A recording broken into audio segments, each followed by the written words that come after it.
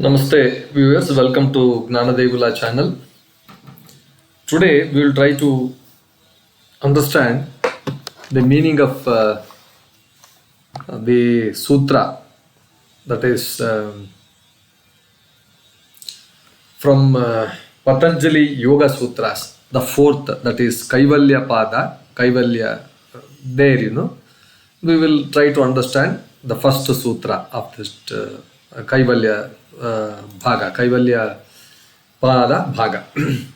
The Kaivalya Pada Bhaga, this is the fourth chapter, and this is the first thing.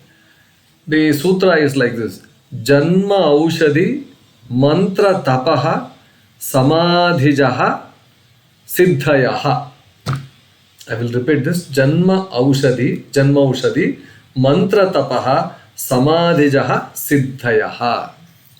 So, how do we understand this sutra? How do we understand this fully? It's got a lot of meaning. It is loaded with meaning. Let us try to understand this. But before we go to the details, I request you to please like, share, and then subscribe to my channel. Thank you. So now, Janma means from birth or being born in a special way, in a special species, in a special environment, things like that. Janma. Aushadhi means herbs, drugs, or certain things, from external factors, we can say Aushadhi. Then mantra is from the sounds, the sacred sounds or chantings and things like that. Tapaha means the intense austerities, intense spiritual practices. Tapas, what we call, meditation, tapas. Samadhijah, both from samadhi, deep meditative absorption. Samadhijah, Jaha means which has originated from samadhi. Siddhayah, supernatural or mystic powers.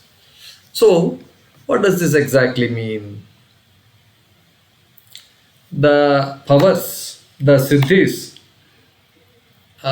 can come from, there are 5 sources through which you can attain Siddhis. You can attain some kind of Siddhi, some powers, some great mystical powers or some extraordinary powers, we can call it. One is through Janma, that is birth.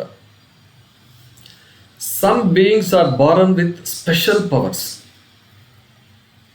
The example, celestial beings like Gandharvas, Yakshas, or even some humans may have powers acquired from birth itself due to their past karma and evolution.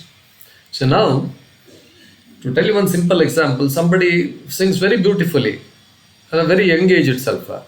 The others also want to sing, but how is it not possible for the person?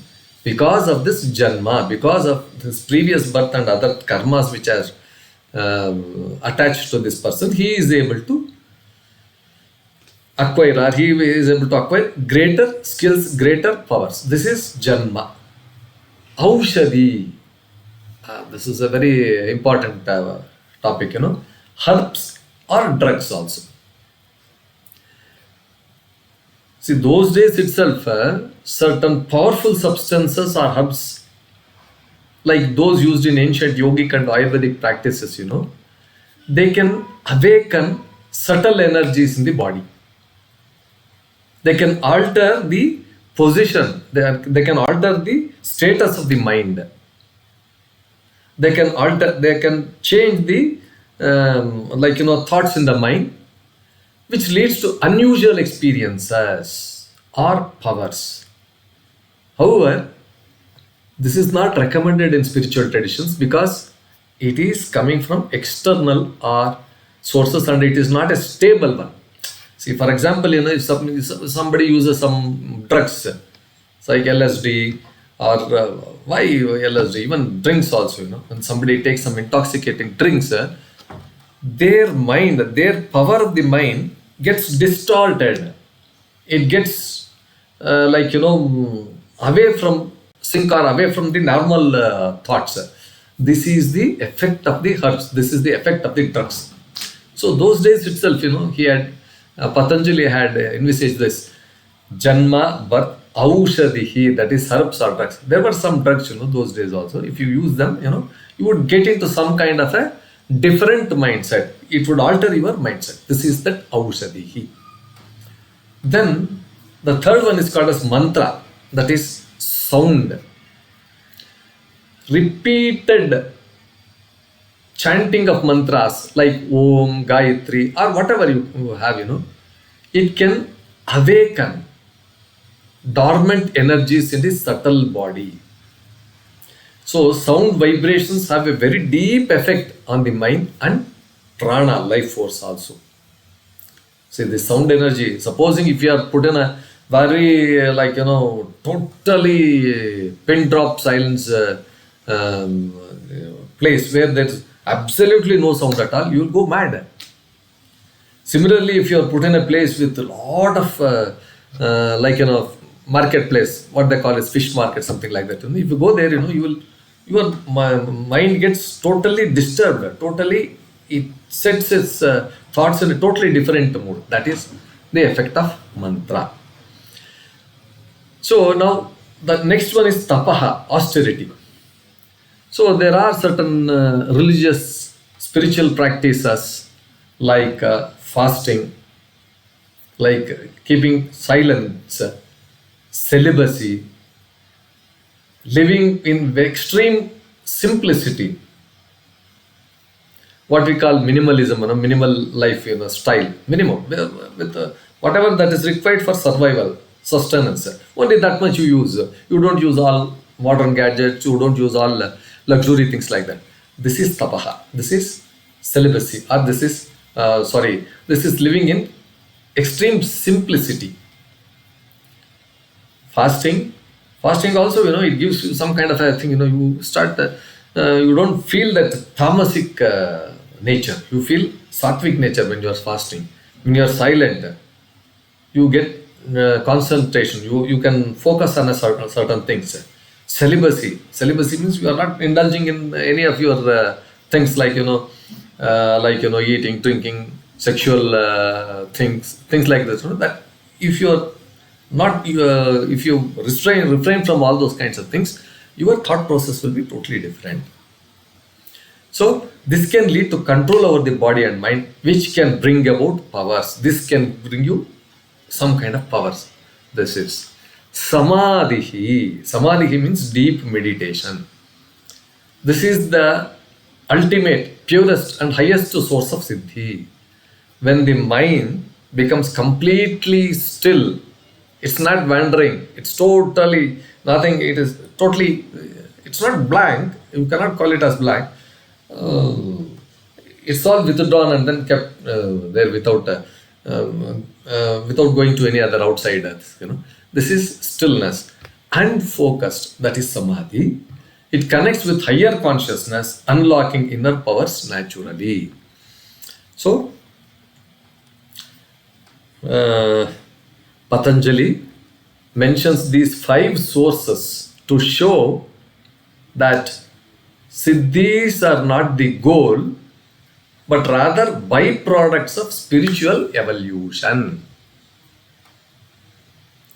So, they arise when the pranic energy, life force, is altered or elevated in a subtle body. However, great sages warn that attachment to these powers can become a distraction from the ultimate goal, that is liberation, Kaivalya. Kaivalya is different than this.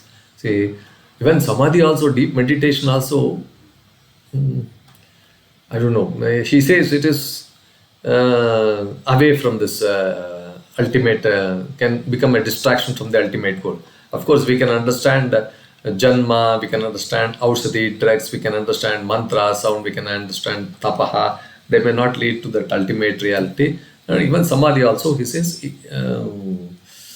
they arise, all these things arise when a pranic energy is altered or elevated in subtle body.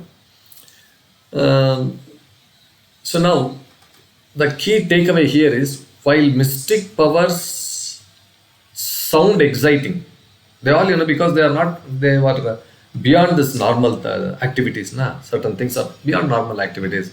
You can leviate from the ground and then start floating